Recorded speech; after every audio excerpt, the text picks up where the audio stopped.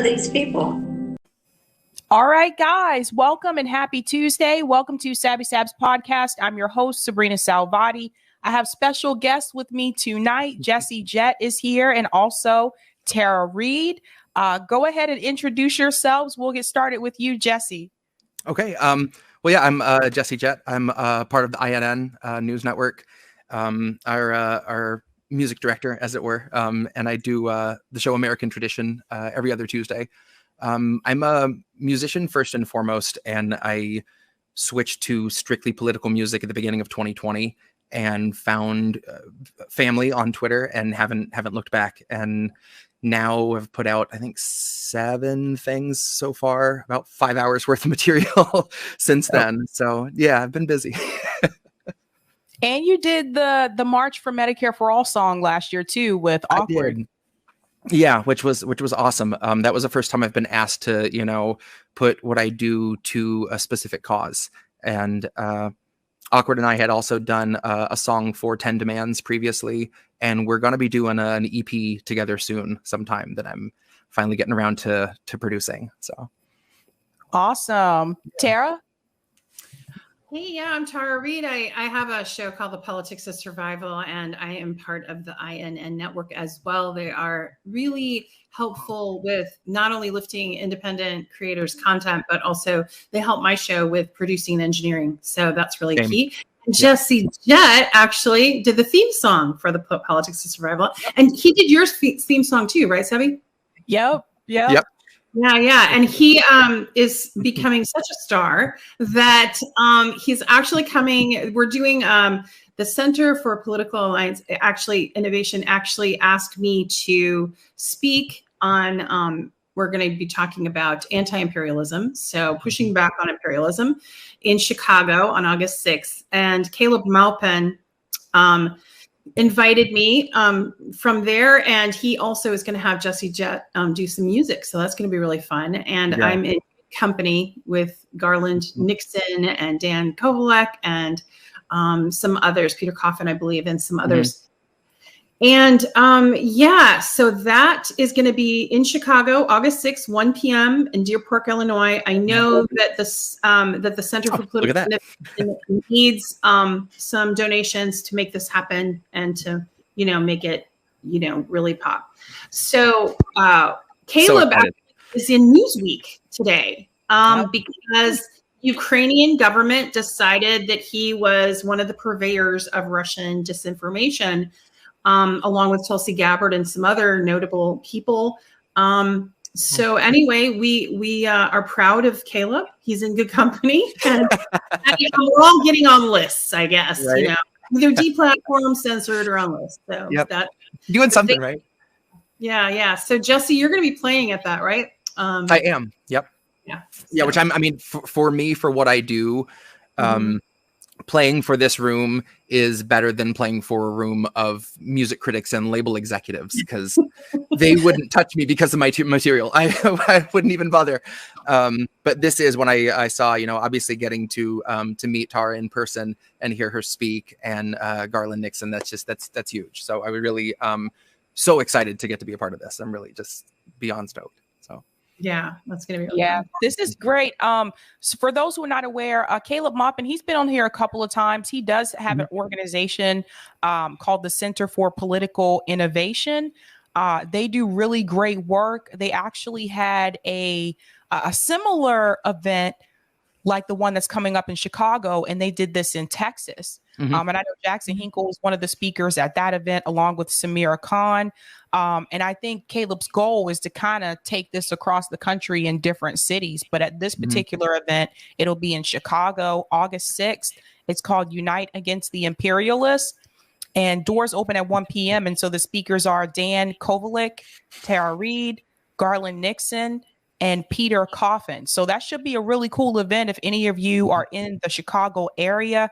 Tara, have you mentioned this to Hard Lens Media yet? Actually, yes, I'm going to be live on their show I believe Friday at 4. So I'll be on Hard Lens Media. So talking about kids. And in fact, I was saying to him, look, you know, I've been to Italy. I kind of know about pizza. I know Fee's been talking smack. So we're going to have like a continuation of some really deep analysis of Chicago pizza. And so because I'm there and I've never really had it. I mean, I lived there as a kid, but I don't really remember. I think you mean deep dish analysis. Yeah, I lived in Wisconsin, so not the same as Chicago, but you know, close enough. But yeah, so we'll see. And then we're going to talk about the Bears and then probably a little bit of imperialism stuff too. That should be fun. Yeah, for those of you who are not aware, Kit from Hard Lens Media swears that Chicago has the best pizza. And Fee from the Convo Couch said, no, New York has the best pizza. But I've had both. I want to say this to Kit, but New York has the better pizza. New York has the better pizza. Oh. You know what? There's going to be like all kinds of Twitter flurry and controversy. I was about to say, yeah, it's going to get ugly. I hate to say it, but I'm a New York person too. I really am. So. Sorry, I love you, Kit. It's nothing personal. I love you, Kit, but you know, sorry, Napoli, Italy has the best pizza. Sorry, but whatever. I think they're both great, but what I found with Chicago pizza, we ordered a whole pie. There were 3 of us, so we're like, okay, we'll just get like one large pizza. I could only eat one slice because it's the deep dish and it's so thick. It's like a casserole. It's hearty. Huge. It's huge. Yep. And I was like, I want more, but I can't eat anymore. Yeah. So yeah, this is where you can donate to this event, you guys. Caleb did post this as well. Be there. Donations to support the event can be sent to this is Cash App. So $sign CPI events. So definitely help support this. This is how Caleb funds these events. He did the same thing for the one in Texas as well. So I'll go ahead and put the Cash App in the chat there for you guys. But definitely check it out. I mean, I'm not familiar with Dan and Peter, but obviously Tara's been on here before. I know Tara. Garland Nixon has also been on here a couple times before. This is going to be a really like lit event. So if you're in the area, definitely check it out. Yep. I'm going to have my books there left out when the truth doesn't fit in. So I'll be peddling some of my books and signing them in person. Nice. So I even got a little special pen. So yeah, you have to check that out. And Jesse, are you gonna bring your CDs or I actually don't have any like physical media. It's all, I mean, I wish I did, don't get me wrong, especially if I could afford to get myself printed on vinyl. That's a goal. But as always, you know, my everything on Bandcamp is free. People can choose to pay if they like, but I never wanted like music or the message in the music to be blocked by, you know, money, because obviously money's, you know, extremely tight right now, if not non-existent for people. So yeah, the most important thing has always just been getting it heard. So the music is free unless you choose to pay something. Yeah, it definitely helped Caleb out too, you guys, because he was one of the ones I think was hit with, it was either his Venmo or his PayPal. I forget which one. Yeah, I think his PayPal got frozen. PayPal. Yeah. So definitely help him out here with the that. Yeah, like so many journalists. Yeah. Every journalist I've had on my show for the last couple of months has been demonetized in some way or another. It's bizarre. Yeah. I almost fell for an email scam because it said your PayPal's been locked. And I was like, oh, it's I had a good run, you know, but it ended up being bogus, but I almost clicked on it. I wanted to add too, because I know both of you are a part of Indy Left, I think, is in the chat along with Colin too, I believe. Nice. Let's talk a little bit about and explain to people what you guys have going on over there. Tara, you want to go first? Well, actually, yeah. I mean, Indy Left has been amazing. He's been wonderful and supportive, and you know, producing the shows. And as Reef kind of magically makes the streams happen, I'm not even sure. And I know, Sabby, you do your own. I can do one stream, but I think multitasking is not there yet for me. But so credit to you for doing that. But they do a lot of the engineering and producing, and have been helping in so many ways, lifting the content. I'm pretty shadow banned, and most of my stuff, like I had a bunch of videos from YouTube get pulled down, and then I appealed and got them back up. But like it's really important to have this community. It's a community of content creators, and we don't agree on every single thing and every single issue, but we all overall agree on the bigger picture, which is the elites are trying to basically destroy all our lives. So we all agree on that. So we're trying to, you know, have different views, different content, and lift up each other, as well as, you know, so I think indie's been at the heart of that. And it's really cool to see it grow. We've got Rumble, Rockfin, you know, going on. And like when I do a show, I'm up on 11 channels and 8 platforms. Politics of Survival. And, you know, my show got pulled down with the RT thing, with the RT censorship. Spotify and Google pulled it out. So if it hadn't been for INN, I don't think I'd have a show. So I really appreciate it. Yeah. That's right. And here is, so this is the channel here, Indie News Network. Definitely check them out. I think, how many people do you have a part of the network now? Is like 10 or? I think we're 20. More. I thought we were low 20s. Yeah. When you consider, like, we have several people like Greg, Big Mad Crab, who is a phenomenal musician who does graphics work for us.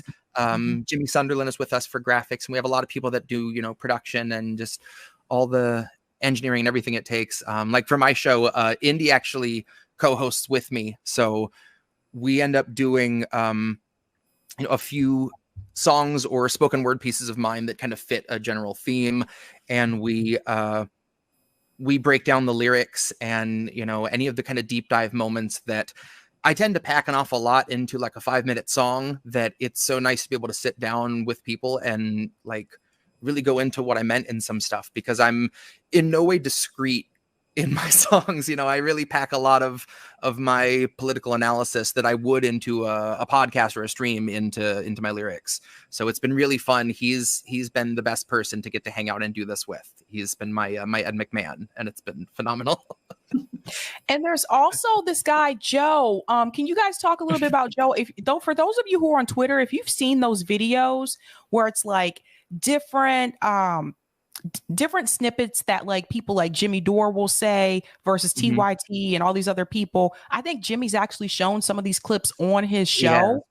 Joe actually makes those videos, and he's a part of N too. He is. He joined with us fairly recently, and yet his content is just insanely good. I mean, it really does piece together great perspectives from so many different people across the whole spectrum of independent media. You know, it's I've yet to see a video of his that I wasn't just my jaw open by the end of it. It's so good. And I've been lucky enough to be in one of them too. So thank you, Joe. Yeah, he's awesome. I'm actually going to play one of those really quick. The one is Jimmy Dore right? This is the one. Is Jimmy Dore right winger? I'm going to play this one really quick. That was Jimmy Dore endorsing Donald Trump as the anti-war option if he ends up running for re-election, I guess. And now someone will clip this like they did last time to make it look like somehow I'm telling people to vote for DeSantis. And which I expect people to do. What I don't expect is for grown-ups to fall for it. He avoided Trump stories like it was the plague during the Trump administration. First thing we got right here.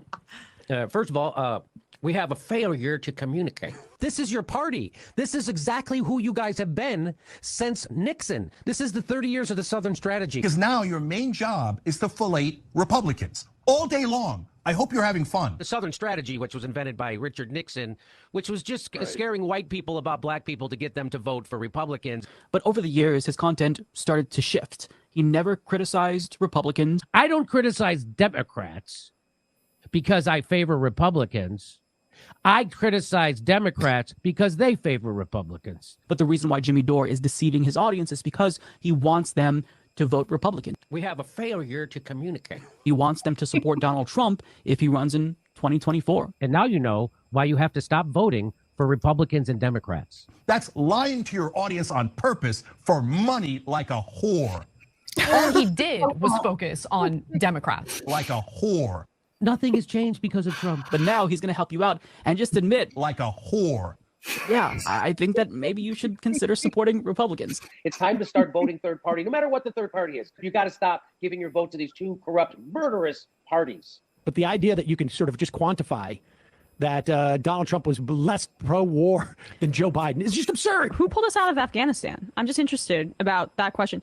Which president? Which president? President Joe Biden, when pulling out of Afghanistan while committing billions in funds to troops in Ukraine, Israel, and Somalia. So we're in forever war. It's never stopping. This is a death economy. His whole railing against the duopoly and not voting out of fear, the lesser of two evils, was really just to get a way to get people to not vote for the best shot at getting left-wing proposals enacted. What the fuck?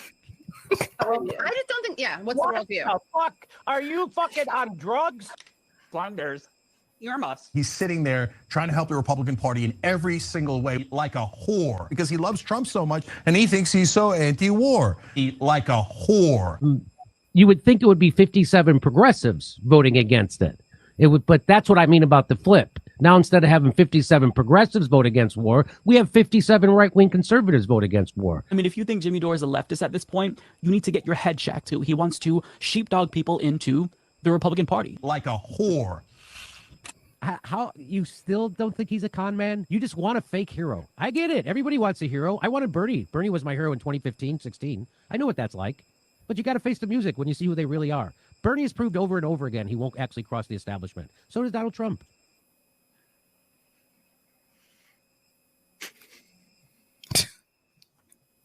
So so Joe, who's a part of N, he makes those clips and he puts them on Twitter a lot. So definitely check that out if you're on Twitter. But I don't know how he creates these. I don't know where he gets all these clips from, because I'm like, some of this stuff is going way back. Mm-hmm. It's just funny. It's funny. It's beyond funny. But I also know one of the things that you guys do over at N, and I think this is pretty cool too, there's a show called How Did We Miss That? And this is the one where, let me go back here. This is the one where I usually see Colin on this show and Reef, but every now and then I'll see other members from N kind of take their turns, like coming into that show too. Yeah, that's the fun part. Sometimes we'll just kind of have, people hop in and out of different shows, just depending on who's available or who's interested. And yeah, they do a really good job of finding stories that somehow slip through the cracks on really busy news weeks, and it's still really, really relevant stuff. That I've been really that's one of my favorite things we do. And Tara, you have a show on N, and it's also on your own channel, but it's called The Politics of Survival. Can you talk a little bit about that? Yeah, Politics of Survival with Tara Reade started with me actually doing it with RT. And then, as you know, I mentioned earlier, it got censored and pulled down. And so it's been reimagined, if you will. So just recently today, or yesterday, excuse me, days are blending. Alina Lipp came on, and she's the German journalist who's facing prison time in Germany for accurately, discussing Ukraine and giving a different lens to the experience of the people there, and exposing the Ukrainian military for the war crimes that they're committing and shooting civilians. And so that was a really heart-wrenching, really interesting interview. Of course, it's being a bit shadow banned. When I tried to share it, I think it just felt, I'm having trouble. But she actually shared it over in Europe and Russia, and it's gotten 12,000 views. So, but I don't know if it's translated here though, because then when you look at the Rumble, it says it says a nominal amount. Yeah. So I don't know. I'm trying to raise up. I've had Wyatt Reade. I've had Kit Clarenberg. He discussed his really great reporting with Max Blumenthal when they exposed that MI6 was colluding with Paul Mason to try to bring down certain media outlets like Consortium News and Mint News and Press News, and then also Gray Zone. And that was really good. So it's interesting. I've kind of fallen into this thing where I've been trying to talk a lot about censorship and the different ways it's happening. Ava Bartlett was a great interview. And she was very informative about what's really going down in Ukraine, because she's there on the ground, boots on the ground. And she's on a kill list for the Ukrainian military. She has a Canadian U.S. passport, and no one here is talking about it. In fact, all they did was a hit piece on her. So I'm trying to raise up stories that normally aren't being told. Matthew Ho, who's running, who just, for the Green Party, and then they got pulled off the ticket with some fuckery by the Democratic Party. If I can say that word, but I guess I can because I just saw a video clip where he did. But, yeah, so I'm trying to just bring to light some of those, geopolitical things, international and censorship, but also I raise up survivor stories too. And I've had, I try to give them space and lift their stories when I can, if they want. So. Right. And Jesse, okay, so for those who don't know, if you've been with me for a while, you may have seen Jesse I did a New Year's Eve stream. It was like an all-day stream with KRTD Media, which I think are Kerbo Media now. Jesse came on to sing for you guys for like an hour or so. And there's this song that you have about the squad. I think you wrote this one after Force the Vote. Yeah, that squad one, God, that was probably beginning of 2021. It was shortly after the inauguration that I wrote that. Yeah, it was called #SquadGoals. Yeah. I really love that one. I was like, oh my God, this song is like really, really good. I like your Susan Sarandon song. That's I thought for sure once I was blaming her for wildfires and floods that people would know I was kidding, but people didn't know I was kidding. This is Twitter. Let's be honest. Seriously. There were several people, that ran with it until someone was, this is a joke. I think he's being funny. Or at least trying to be funny. Yeah. Shout out here from Colin. This is towards you, Jesse. Brother Jesse, ask Sabby if you can reveal the alternate opening you made for her channel. I would love to hear it. Okay, yeah. When Sabby had asked me to do her theme, the first thing I used was some clips from her Medicare for All speech in Boston last year, and there was some really great fiery stuff, like about having medical bills piling up, and I put it to a beat that was a little foreboding, a little too much, and she was like, I like this, but I want something that that fits a little better. And one of the things I'd heard when I was watching, I wish I could remember what episode, was right before you went live. You went doobie doobie doo, and I'm like, oh man, I was like, can I use this? I know you didn't know you were live, but can I please use this? And the rest it happened so quickly. The song wrote itself around the doobie doobie doo. It's amazing. I love your opening. It's so good. It's so good. I love seeing people in chat all fire off a doobie doobie doo in the beginning, like that. It became such a favorite. It makes me so happy. Seriously. Yeah, for people who don't know, that's where that came from. For those of you that are new, that are joining on, that came from Jesse created that. There is something else I wanted to talk to you two about. I just found out about before I went live, so I didn't have this as one of my topic discussions. But John mentioned this in the chat as well. Thank you for the super chat, John. Have you all heard that Kim Iverson is no longer on Rising? So I just saw that on Twitter right before I went live. And I don't know the reasoning behind it. I do know she did tweet that she was supposed to be on that episode that they did recently with Dr. Fauci. And I'll be careful what I say here, but with him. And the next thing, she knew she wasn't on it. So I don't know if it was her decision or not, but she is such a powerful voice, on Rising. Like, there seems to be, they're so careful usually. Katie Halper pushes the envelope. She's fun to watch when she's on there, when she's on Rising. But like what I noticed with Kim is she really, like, for instance, talking about Ukraine, she just laid it on the line and like really says it as it is and doesn't hold back. So that's a voice that we're going to miss if she's not. I mean, she'll have her own show hopefully, but it's not clear by her tech. I mean, I saw her Twitter, but it's not clear how they parted ways, if it was mutual or one side, but they obviously have parted ways. And I think that's a huge loss because that show needs a little bit. They need a little saltiness. They're so bland. They need to they're so careful to just like only go so far, but not really lay it on the line. And she was really one of the reasons why I watched. Right. Yeah. I don't know. Yeah, she pushes back more, and I think that she's had really good takes when it comes to foreign policy. So I think they needed some of that like fire and some of that spice like on that show. But from what I've heard about that, I mean, it's corporate. Like from what I've heard about Rising is like they really don't care. It seems like to me if they lose people or not.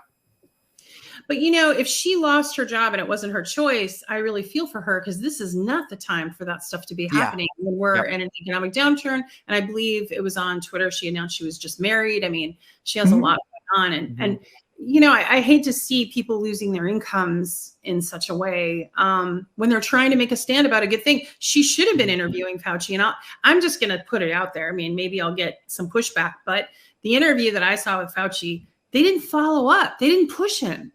At all. They just, there was no, and she'd been on there, he would have been called to task. Very different interview. Oh, yes. It would have been, she wouldn't have made it a hostile interview, but she would have challenged him. And it would have been much more robust. And we would have actually, I'm so sick of watching interviews where you don't really get any information.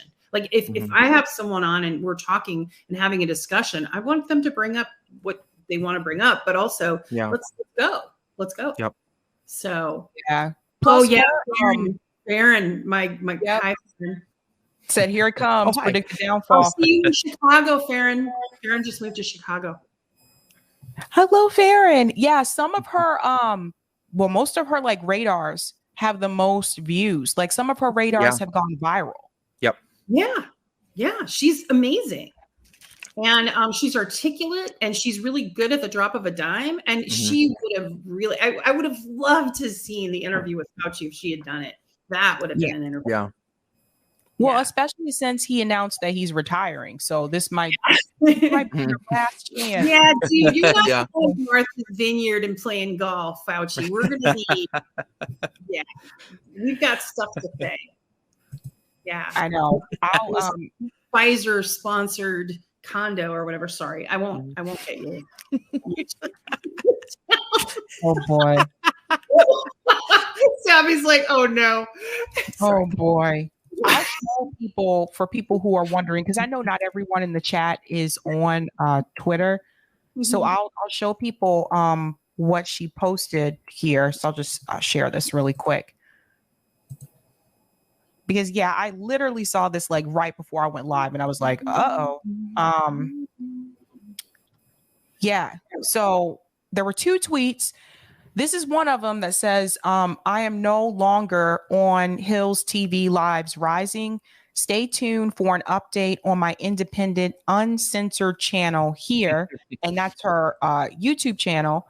And then there was another tweet, this one right here. I wanted to be a part of this interview. It's a shame I wasn't able there to get the answers we all deserve. And that's this one here with Fauci. I guess they made sure that she would not be a part of this interview, which is unfortunate. It is. So that's that. And then maybe as audience members, what we need to do is boycott and let them know why we're boycotting. Right. You know, that if they're not going to do real news, if they're not going to do real information, what's the point? Like, they're supposed to be alternative. They're supposed to be in a space where we're supposed to be questioning, you know, and instead they're kind of trying to walk this corporate line of you can talk about this, but not too much. You can talk about Ukraine, but you can't talk about how it's a proxy war, you know, against Russia, where we're using Ukraine as a battering ram to try to weaken Russia, and we're not. So anyway.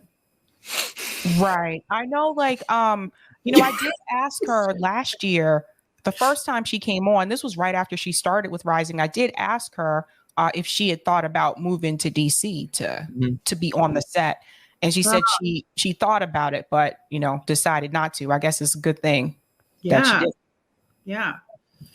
Farron said, when I saw Kim about 3 months ago in DC, she said she was holding her breath every day, feeling any day she was going to be let go. Sad. Damn. So I've heard weird things about that show. I've heard that like people don't know if they're there full time or how long they're going to be there or not. It's weird. Yeah.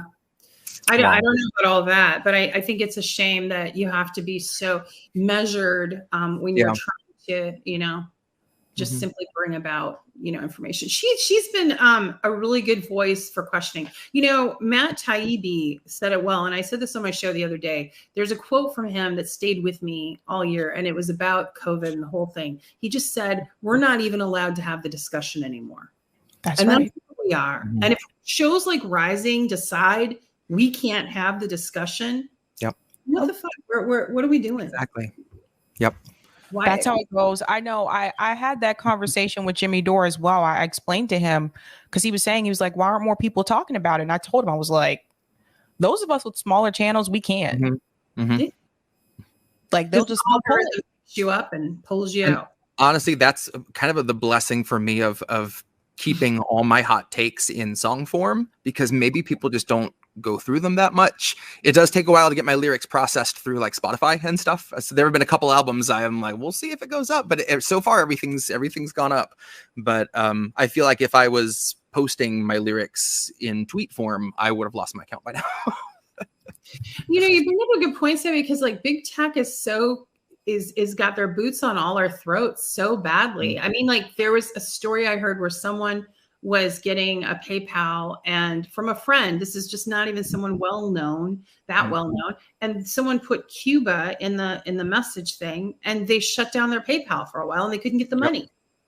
There's words, there's like keywords. Same thing with YouTube. Now that's why it's really cool. Like INN is really good lifting us up, but also we're getting on different platforms. Like we're getting on, Twitch, Telegram, Rumble, although Twitch does censor, but like Rumble doesn't, Rockfin doesn't.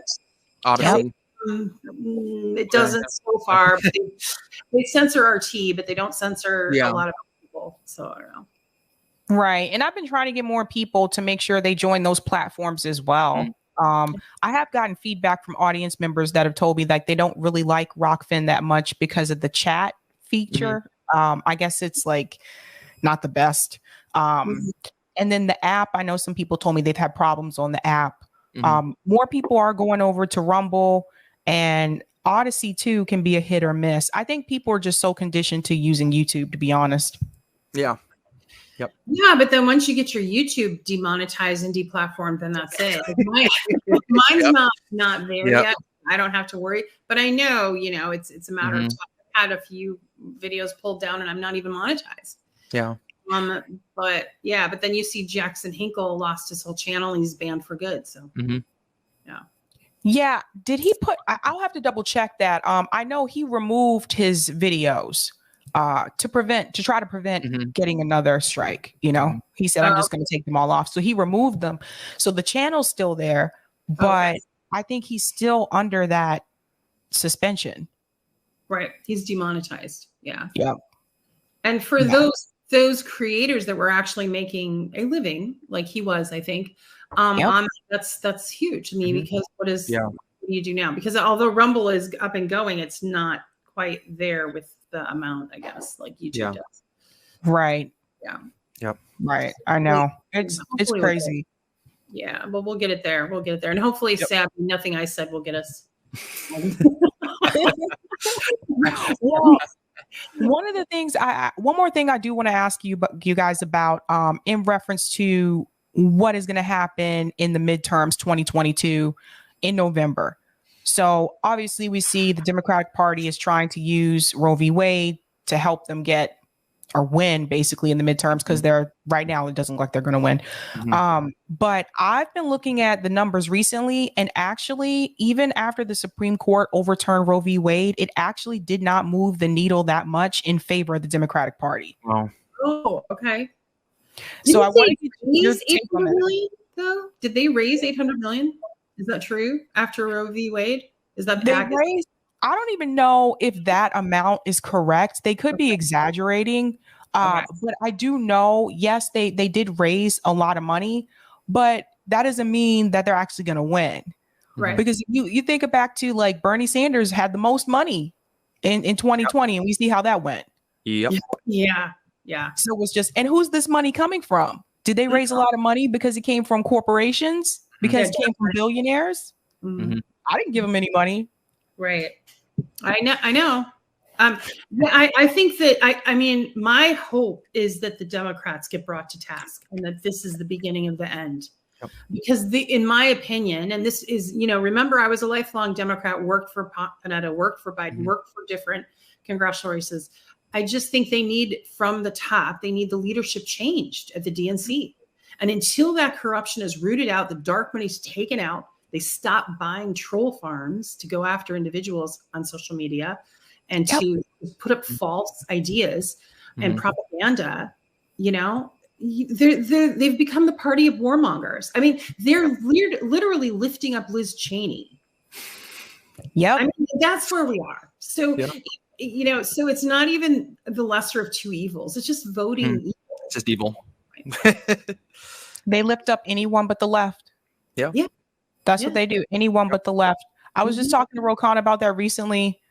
And, I told everyone earlier today, I said, I'm having a drink tonight because my head, really, it just made my brain hurt because I told him, I was like, yeah, people are leaving the Democratic Party and we're not feeling this. And I don't think he was expecting to hear that. Really? I had to let him know. I was just like, look, Democratic Party isn't doing anything for working class people, for poor people in this country. And the Republicans aren't helping people either. So yeah, we're going to be voting third party if we vote. And he tried to blame Jill Stein for the reason that Hillary Clinton lost. And so that was kind of when I was like, I hope I don't look frustrated because I had really been burning up on the inside. But that was when I was like, no, here's why Democrats are losing. Here's why Hillary Clinton lost. It was her fault. And and I just went off. And then, I'm surprised they didn't update his playbook in 2 years. Man, Jill Stein doesn't really work anymore. That doesn't fly. It's amazing. They're either blaming Jill Stein or they're blaming Susan Sarandon. They have their own rotating villain, I guess. For sure. Or they're just blaming people that are wanting health care and affordable housing and food. It's our fault. Yeah. We're not voting hard enough, I guess. Right. Exactly. Well, I don't think he's used to hearing from this side of the left. I don't think he's used to hearing that, And so it's just they've got earmuffs for that. They're just la, la, la, la, la, Mary had. It's no. And I did talk to him about Medicare for All, the marches happening this weekend and the marches that happened last year. And I heard a lot of excuses just to we didn't know about it. I'm like, we contacted all of you guys. Didn't AOC said we're not doing that? Or she's just her whole office said, all of her staff. Yeah. Yep. I'm going to be talking about that tonight because I'm just look at that. The cat's out the bag. Literally, there's a cat right there. There is a cat. Said cat. Hey, he's just come and join us. He is ungovernable. Yeah, he does not like to be governed. Hello. But the bag. Yeah, you call out AOC because that's amazing that she said that. People are desperate, and we're still, dealing with, the fallout of the pandemic and all of the stuff that went with that. And she's okay. Yeah. At this point, they're not even hiding it. They're not even hiding that they can simply just do what they want. Yep. And I think it was Friday. How much went? 160 million more to Ukrainian weapons. So it just flew by. Yep. And they're voting for it. The squad is voting. They voted NATO. They voted for Finland and Sweden. I mean, and then tried to distract with that whole debacle with the hands behind the back. And then. Yep. It's all optics. And I was telling people, we have to keep in mind that, yes, the gas prices are high. They've come down some, but yes, those things are high, but they're not affected. They don't have to pay for gas. Yep. So they have great health care. Exactly. Did Rose say anything hopeful? Anything you could get it in any way or no? The only thing he said that I actually believed was when he said, we're never going to get Medicare for all unless you have a president that actually wants Medicare for all and that person actually wins.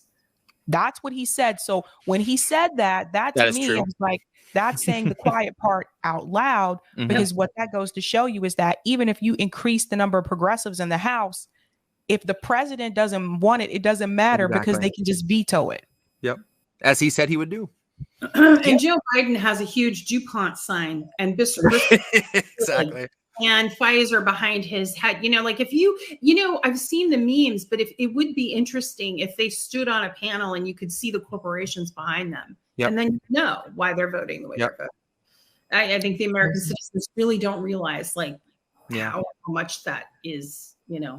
Exactly. It's crazy. It's crazy. It's amazing that you had him on your show, that he came on and that he at least talked with you about it. So that's great. I was surprised. And you had the patience of a saint. Seriously, you did so great. I was just like, I don't know, but I wanted him to hear like how people are really feeling, and not just people that are in his district or people that interview him, mainstream media like CNN and MSNBC. Like they don't speak for the rest of us. Exactly. So I just thought that was important for him to know. Yeah, that's awesome. Absolutely. But thank you guys so much for coming on. But before you head out, can you tell everybody where they can find you? Yeah, you can find me on Twitter at Reade Alexandra, R-E-A-D-E Alexandra. You can find me on my shows on INN, but also on my own channel, Tara Reade, on YouTube. And you can look for me on Linktree. Linktree has all my links and all that good stuff in my book. And you can find me there. And I'm hoping that Jesse will like do a song. I don't know if there's time. If there's time, I'd be happy to do one. When I heard Jesse was coming on the show, I was like, oh, we're going to hear something. So I don't know. That's up to Sabby. If you have time, I can do a song. I'd love to, yeah. Jesse, are you going live tonight? I am at 10. You're going live at 10? Yeah. You can either do, you got that squad song? I can do the squad song if you want, of course. Okay. Could you do that one? Of course. Okay. Sorry, I really like that one. No. Yeah. Let me see. Yeah, it's a crowd favorite. All right. Okay. And it's appropriate because you just had that interview. Yeah. Right? This was really the first time that I went after just specifically, you know, the people that we put our faith in and keep getting let down by constantly. And yeah, this was one that I did at the Medicare for All March in Columbus. And that was already my first time doing these songs in front of an actual crowd. I've been a musician my whole life. I've never done such, you know, inflammatory political stuff for a crowd before. And there was one line in this that I was really proud of, and it got like mid-song applause. And that was a highlight of that whole day for me. Yeah, so this is off of the album Inauguration Gift. This is called #SquadGoals. Fate demanded I be singer of a new ballad about the candidate you wanted, like a finger in your fruit salad, but were made to choke down. And never mind he didn't have supporters on the ground. Never mind a website that gave volunteers the runaround, and a platform of policy that followed Biden's lead and didn't make a fucking sound. And then he takes the crown. Now that's ascension into power by immaculate election, cause no one really wanted it and no one should have trusted it. But don't you try to question it, cause Joe is not a fan of questions. Joe is a fan of pointing fingers right in people's faces. Or if they're not in public spaces, Joe will try to point a finger everywhere I wouldn't mention. Cause Joe's soul is molded and beholden more to power than the list of fucking speakers at the DNC convention, who gave us all a show of keeping AOC at bay, just so everyone could say they tried to censor her dissension. But if you still believe that those progressives we've elected give a shit if we're protected, there's a bridge I'd like to sell you in a parallel dimension. You know they're just tech savvier with media relation, propagandist Instagram and public obfuscation. They're better suited to assure you that they're here to have a conversation. Better suited to assure you they aren't actively supporting your eviction and your slide into starvation. They're better suited to assure you they can tweet about your needs and offer hope and motivation while you drift into the weeds. But they partnered with the moccasins and gators and the reeds, and they'll damn sure get a portion of our meat.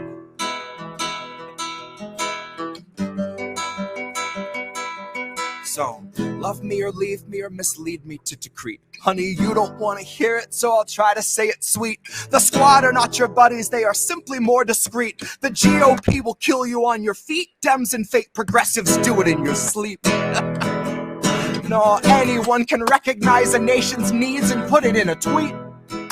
But coming from a leader in a seat of power really shows they know they're obsolete.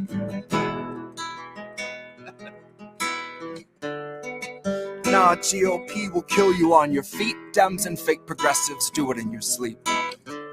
The squad are not your buddies, they are simply more discreet. And that's hashtag squad goals. The acoustic version. That is amazing. I love it. I love it. I love it. Tara, you. I think there's one question for you. Or I thought it was on Rockfin. Let's see. I don't see. Do you see a question? Oh, here it is. Okay, this is Roger Meadows. Thanks for the tip, Roger. Sabby, I never got into that fight with Kit only because the closest Chi-Town pizza I had was Uno, seeing that I had never been to Chicago or Illinois, period. I'm glad you checked it out for me. But Tara, being from the land of cheese, who and doesn't Chicago sell pies, right? Not slices like New York, do they? Wouldn't it be like comparing apples and oranges? No, they sell slices, and yes, I did live in Wisconsin, and yes, you know, we get the cheese curds, and we take the cheese curds and we deep fry them. Well, you got to have the right cow to have the right cheese curds, and then once you do that, you deep fry it and put it on pizza, and then you watch the Bears. The Bears. When we're in Chicago at the conference, can you do like the first sentence of your speech in that accent just to see if you can sell the whole room on it? I'm not a Russian pigeon. I was a girl on a farm from Wisconsin, and we had cheese curds. We had cows, and I don't know. They weren't Russian cows. They were American cows. But maybe. Oh my god! Oh my god! And that's what started it. And now we have good pizza with cheese curds pizza. All right, there was this cartoon that used to come on called Bobby's World.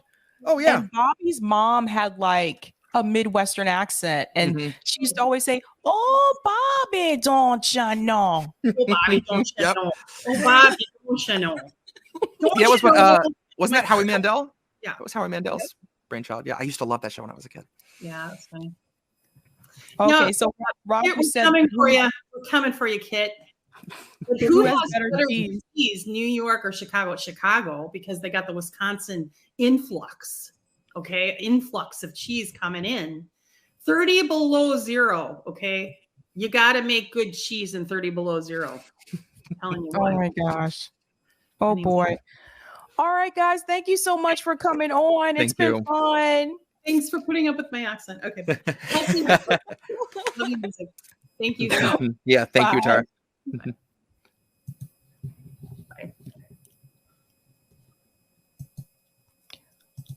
Okay. All right, guys.